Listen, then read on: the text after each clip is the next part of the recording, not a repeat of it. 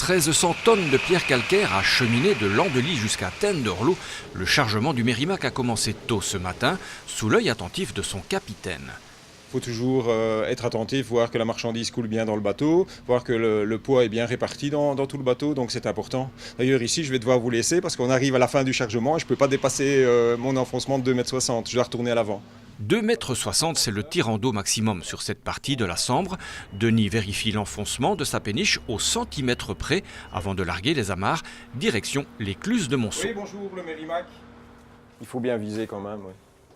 D'autant que moi je navigue à l'ancienne. Ici mon moteur d'étrave il n'est pas allumé. Je l'ai éteint quand je suis parti de la carrière. Et puis je navigue uniquement avec l'arrière comme j'ai appris de mes parents. Ça fait partie un peu de mon jeu. Moi je m'amuse en naviguant.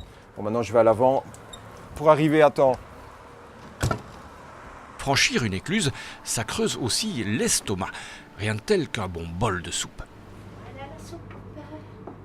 Karine, vous êtes à la soupe et à la barre? Les deux.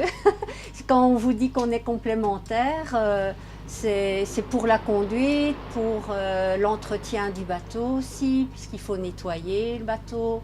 Denis, aussi la mécanique. En fait, un bateau, c'est une entreprise.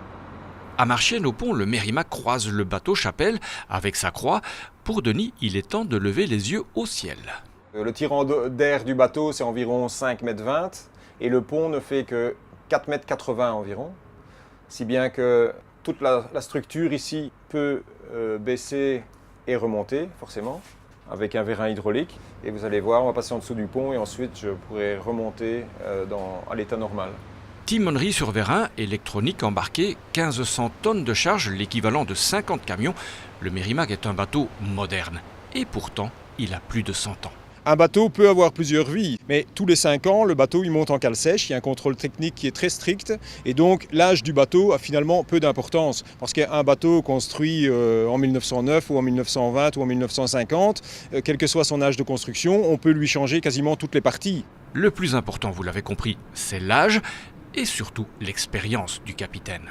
J'ai l'honneur d'appartenir à une très vieille famille batelière, tudinienne, parce que toutes mes racines sont à Thoin depuis le XVIIe siècle, au minimum.